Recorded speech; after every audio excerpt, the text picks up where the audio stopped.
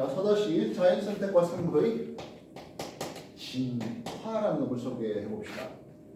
진화는 생물이 이제 그 환경에 적응하는 과정에서 몸이 그 환경에 좀 적합하도록, 사람에게 적합하도록 나아간다 하는 그게 진화가 됩니다.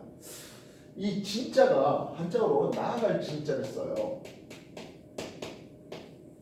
그러다 보니까 뭔가 발전된 모습을 꼭 얘기하는 듯한데 진짜가, 근데 실제로 그렇지는 않습니다. 있던 게 사라지는 이런 것들도 얼마든지 진화예요. 어쨌든 종이 나뉘어지는 걸 보면 진화라는 이름을 쓰게 됩니다. 그래서 진화의 방향은 대체로 단세포 생물이 다세포 생물이 된다든지, 수생 물에 살던 놈이 이제 육지로 올라온다든지, 좀 더 단순한 기관이 좀 더 복잡한 기관으로, 즉 뭐 손톱이 없던 놈들이 이제 손톱이 발톱이 생기는 뭐 그런 것들이 이런 진화의 방향이나 무조건은 아니란 거예요. 있던 게 사라지는 거. 그래서 흔적기관, 사람도 볼 때 흔적기관처럼 없어지는 것들도 있거든 하겠습니다. 이 진화의 맨 첫 장을 여는 게 누굽니까 하면 라마르크의 용불용설입니다. 길이를 보면 목이 굉장히 길어요. 그죠? 도대체 저 목 긴 길이는 어떻게 해서 만들어졌을까 하는 거예요. 라마르크는 이런 생각을 했습니다. 높은 데 보면 나뭇잎이 좀 연해요. 왜냐면 거기가 이제 생장점 위쪽에 있다 보니까 이제 막 생성된 그런 잎들이 많거든요. 연해요. 먹기가 편해요. 그래서 높은 데 있는 걸 못 깼다고 목을 쭉 빼고, 그 다음 세대가 긴 채로 태어나고 또 더 빼고, 그 다음 세대가 목이 긴 채로 태어나서 또 더 빼고, 이렇게 해서 지금의 목이 긴 기린이 만들어졌다라고 하는 게 라마르크의 용불용설입니다. 근데 현재 라마르크 용불용설은 인정받지 못해요. 왜냐하면 라마르크의 용불용설은 획득 형질이, 한 개체가 획득한 후천적인 형질이 다음 세대를 넘어가거든 이라는 뜻이에요. 내가 사고로 왼팔을 잃었어. 내 새끼 왼팔 없는 채로 태어날까요? 그렇진 않죠. 실제로 미얀마가 거기 가면요, 여자들이 목이 긴 게 이쁘다, 미인이다라는 그런 전통에 따라서 여자아이들이 이제 1년에 쇠링을 한 개씩 걸어요. 그래서 진짜로 목을 일부러 늘려요. 심지어 그러다 보니까 목뼈가 끊어져요. 뼈 사이가 끊어져요. 링 풀면 그냥 죽어요. 그래서 평생을 그렇게 목에 링을 길게 해서 그렇게 잘한다고 하면 좀 이상하지만 어쨌든 그게 목을 길게 늘리는 종족이 있어요. 근데 그 여자아이가 출산했을 때 나오는 아이는 목이 긴 채로 태어나냐면 안 그래요. 그지? 어린아이들 목 짧게 포동포동한 거 있잖아요. 그런 식으로 태어나요. 즉 획득 형질은 내 유전자, 정자에 있는 유전자에 영향을 미치지 않아요. 이해했어? 말 그대로 목을 일부러 늘렸지만은 다음 세대는 목이 긴 채로 태어나지가 않는다고요. 내 정자, 내 유전자에 영향을 주는 어떤 변이가 일어났을 때 다음 세대가 기존 세대와 좀 다르게 태어나는, 흔히 말하는 돌변이, 이런 게 일어날 수 있겠다는 거예요. 획득 형질은 다음 세대에 넘어가지 못합니다 하는 거예요. 획득 형질이 다음 세대 넘어가서 다음에 좀 더 발전된, 좀 더 진화된 이런 타입으로 변해 온다는 게 라마르크의 용불용설이고, 이제 이거는 인정받지 못합니다. 그러면 현재의 진화설은 하겠는데요. 현재의 진화설은 다윈의 자연 선택설, 이게 일단 메인입니다. 여기에 플러스 알파 격리라든지 격리설, 또 돌연변이설, 이것들이 플러스 되어주고 있습니다. 먼저 다윈의 자연 선택설은 무엇입니까 하네요. 다윈의 사람이 갈라파고스 군도를 탐험하는 과정에서 보니까 피치새들이 부리가 조금씩 서로 산마다 서로 다르다는 것을 봤습니다. 관찰한 거죠. 분명히 한 놈의 종이었을 것 같은데 왜 어떤 놈은 부리가 두껍고 단단하고 어떤 놈은 길이가 길고 이렇게 서로 다를까에 대해서 연구한 거예요. 그러면서 결론 낸 게 뭡니까 하면, 처음에 분명히 육지에서 폭풍 후에 이제 휩쓸려가지고 이 갈라파고스 군도라는 것은 섬이 여러 개 있는 거예요. 그렇게 날라왔던 핀치새들이 주변에 먹을 것들 보니까 단단한 씨앗을 이 많은 쪽은 그 단단한 씨를 부셔먹기 위해서는 부리가 좀 튼튼한 놈들이 생존 유리했다는 거죠. 선인장을 파먹어야 될 때는 선인장 가시를 일으킬 수 있으니까 가시를 피해서 선인장을 쪼아먹기 좋은 부리를 가진 놈들이 생존에 유리하겠다는 거예요. 이래서 풀 뜯어먹는 또 그런 쪽이 또 생존에 유리하겠다는 거죠. 즉 먹이라는 주변 환경에 맞춰서 그 환경에 적합한 놈들이 살아나갔다는 거죠. 그래서 다윈의 자연 선택설의 순서는 일단 과잉 생산. 먹고 뭐 할 것들이 풍부하면 굳이 싸울 이유가 없잖아요. 안 그래요? 근데 과잉 생산된 뒤에 이 놈들이 변이가 있었어. 이 변이, 개체 변이가 있었는데 이 변이의 원인은 설명하지는 못했어요. 그거는 다윈 시절에는 아직까지 DNA 유전자 이런 개념이 없었기 때문이에요. 무슨 뜻이겠어? 어쨌든 뭔지 모르지만 변이가 일어나서 서로 다른 환경에 적합한 생존 경쟁을 하겠다는 거죠. 먹이를 두고 또는 서식지를 두고 경쟁을 하겠습니다. 그렇게 경쟁해서 이긴 놈은 적자 생존이라는 이름을 쓰는데요. 주의해야 될 것은 그 환경에 적합한 놈이 살아남았다는 거야. 아까 먹이와 달라질 수도 있겠고, 그죠? 또는 피부에 대한 자기의 색깔이 보호색을 어떻게 띠느냐에도 있을 수 있겠죠. 즉, 내가 잡아먹힐 피식자였다면 포식자 눈에 잘 안 띄는 게 생존에 유리가 된다는 뜻입니다. 알겠어? 그렇게 해서 살아남았으면 종의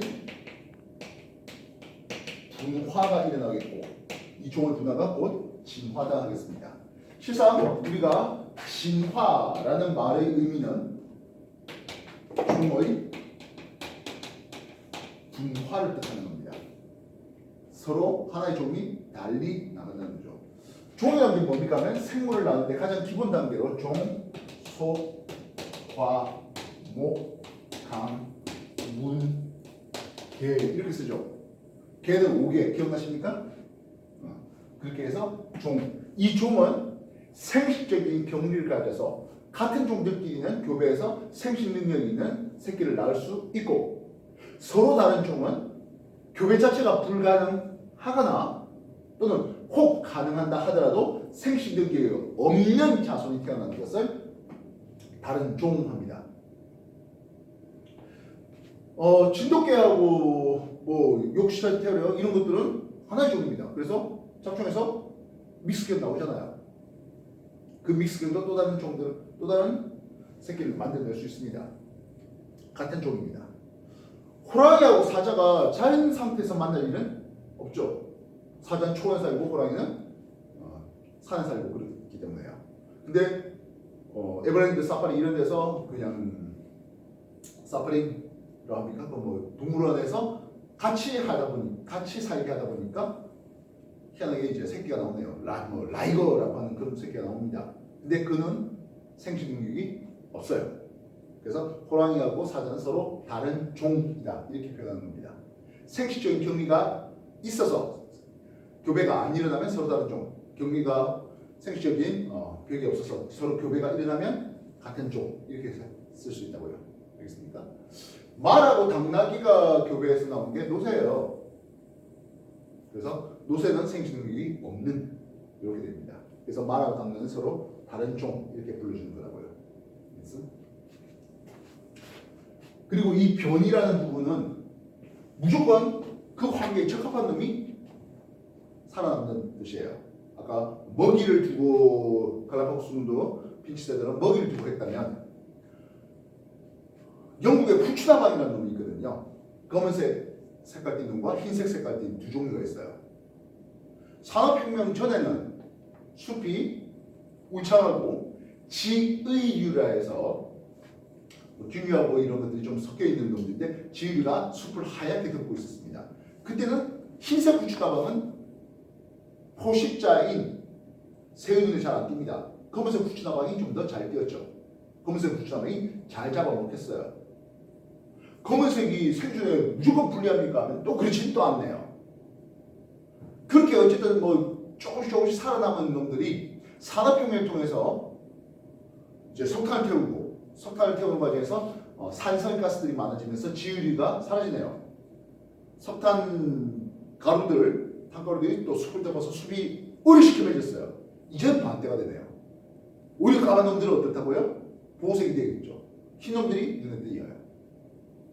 그래서 주변 환경이 어떠냐에 따라서 그 두 가지 이상의 변이에 대해서 누가 더 생명에 유리하냐는 것은 주변 환경에 따랐다는 거죠. 지들끼리 싸우는 건 아니에요. 지금 여기서 말하는 적자 생존이라는 것은 생존 경쟁, 그들 지들끼리 싸워서 내가 죽이는 게 그런 뜻이 아니라 자기가 먹으려고 하는 먹이 환경이라든지 또는 자기가 오히려 먹힐 피식 환경이라든지 이런 거에 따라서 생존이 윤리가 달라진다는 뜻입니다.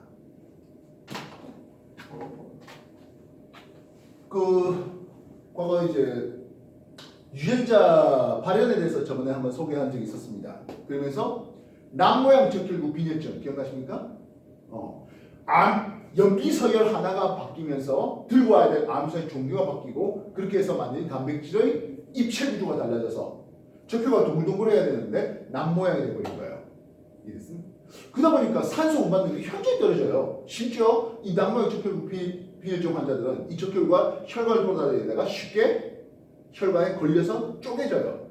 그럼 당연히 산소 운반 능력이 떨어지죠. 그럼 우리 이런 환경에서는 남모양 적혈구 빈혈증 환자들은요 생존에 굉장히 불리합니다. 왜냐하면 아무리 잘생겨도 이게 뭐 제대로 운동 능력이 없는 거죠. 뭐 한 20kg짜리 울러매고 일어나 하면 못해요. 그러다 보니까 꽤 다양한 유전 성질을 가진 사람을 나도 만나봤는데 아직까지 쌤은 남모양 적혈구 빈혈증 환자입니다 하는 사람을 내 주변에서 또 내가 움직이는 상황에서 보지를 못했어요. 뭐 귀속털 받았증 뭐 이런 것들은 뭐 여러 번 받긴 했습니다만은요. 귀속털 받았증 혹시 알아요? 남자한테만 한성 유전되는 거예요. Y염색체에 귀속털을 많이 만들어서 그 귀속털이 얼마나 많은지 말 그대로 이어폰 낀 것처럼 시큼시큼하게 털이 많이 나는 그런 유전이에요. 이게 남자한테만 일어나요. 예쁜 여자가 치마 입고 앉아있는 게 귀속털이 많다? 트랜스젠더예요. 이해됐어?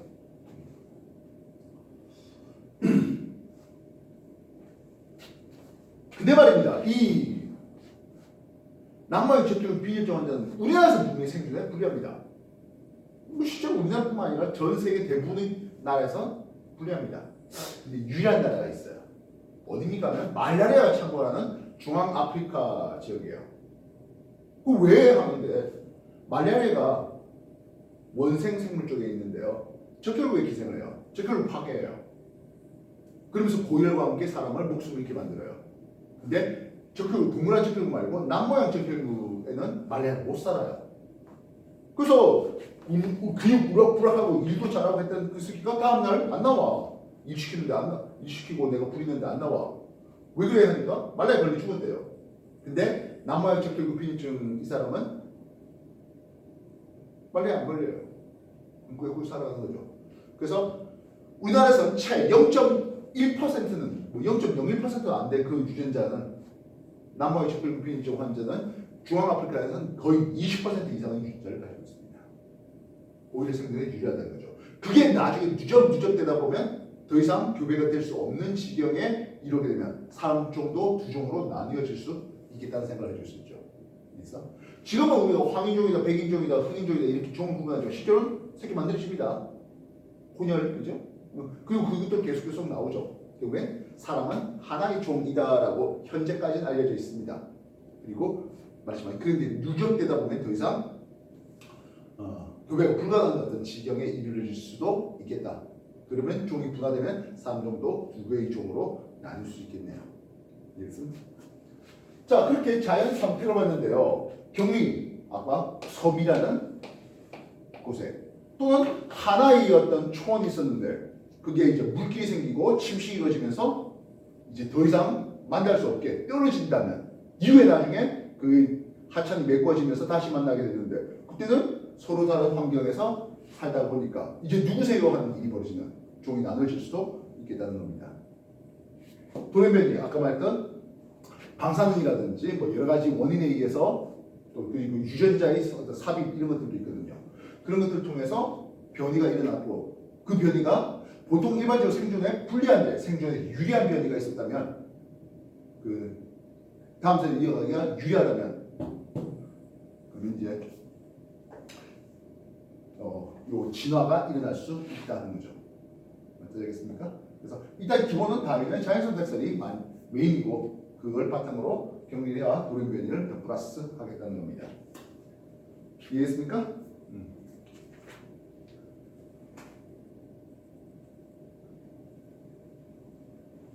자, 뭐 이런 정도로 해서 우리가 4-2의 자연선택과 생물종의 어떤 진화에 대해서 저 얘기 한번 해봤는데요. 문자 한번 더 보시면 되겠고요. 자, 뭐 그 다음 챕터 얘기 간단하게 해볼게요.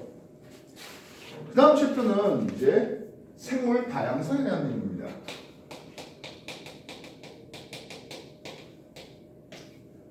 생물 다양성은 크게 생태계 다양성과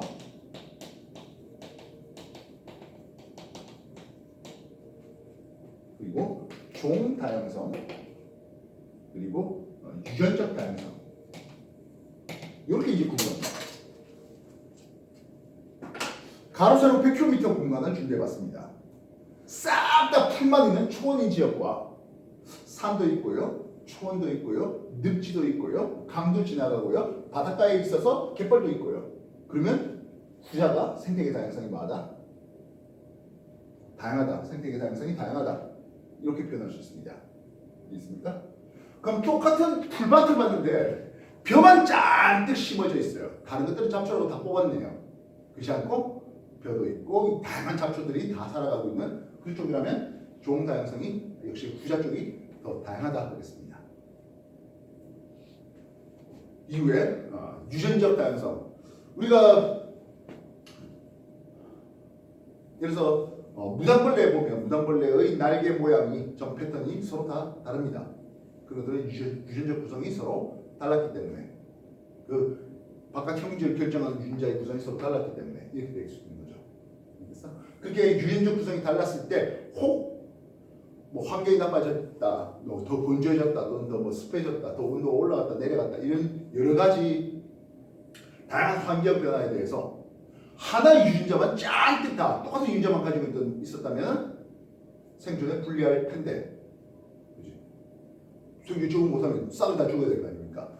근데 다양한 유전자를 가지고 있었다면 그 중에 살아남을 수 있는 유전자가 있다면 다음 세대에 이어나갈 수 있겠고 그 환경에 의해서 또 다른 종으로 분화, 진화가 일어날 수 있겠다는 겁니다. 이해됐습니까?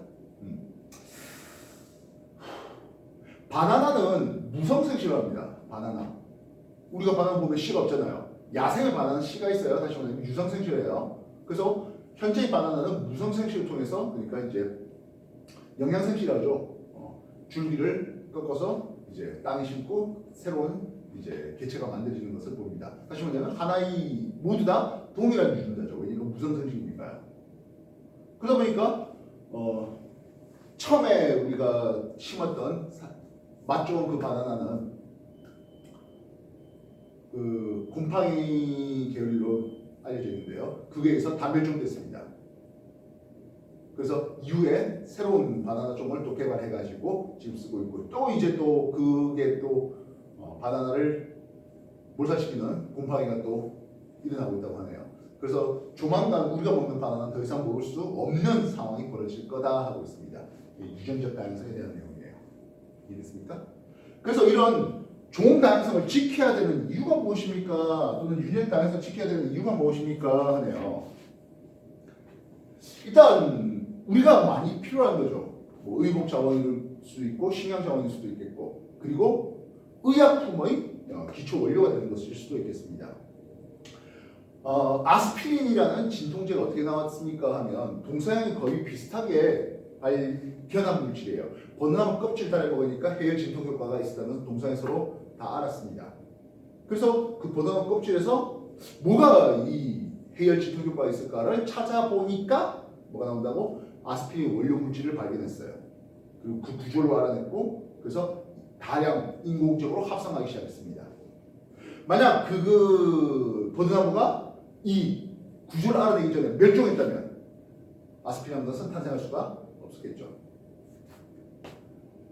피죽도 못 먹어봤냐라는 말을 쓰는 경우들이 있는데요. 나중에 피죽 한번 검사해 보세요. 벽과 식물이에요.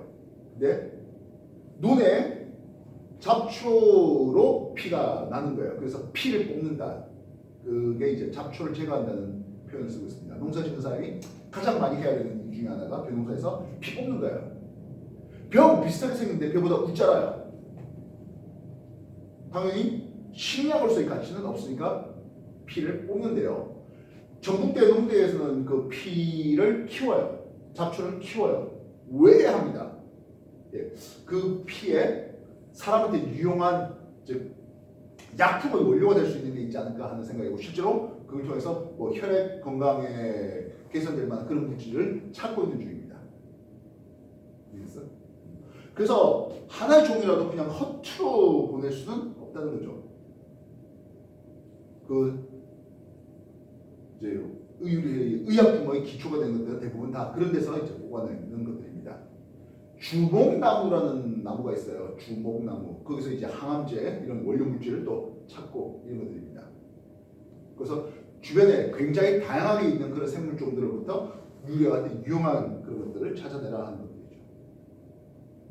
지금 뭐 당장 쓸모없어 보이는 잡초에서도 뭐 예를 들어서 생명의 건강을 더 늘린다든지 뭐 이런 데 관여할 수 있는 그런 물질들이 있을 수도 있으니까.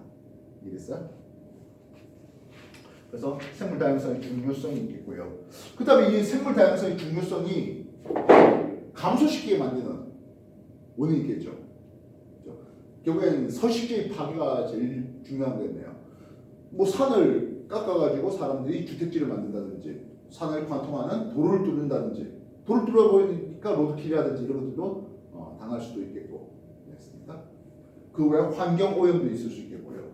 그리고 사람들이 남획하는 그런 것들도 있겠네요. 그런 것들을 통해서 생물의 다양성이 해쳐질 수 있겠다. 그렇다면 원인을 알았으면 해결책이 있겠죠. 그래 어쩔 수 없이 주택지를 만들고 어쩔 수 없이 도로를 만드는데 도로를 만들 때 기왕이면 생태 통로에서 서로 이동할 수 있는 생태 통로를 만들어서 생물종들이 어쨌든 움직여 나갈 수 있도록 그렇게 만들어주자 하겠다고요. 함부로 쓰레기 버리지 말고 뭐 분리수거 열심히 하자 뭐 이런 것들도 방법이 될 수 있겠죠.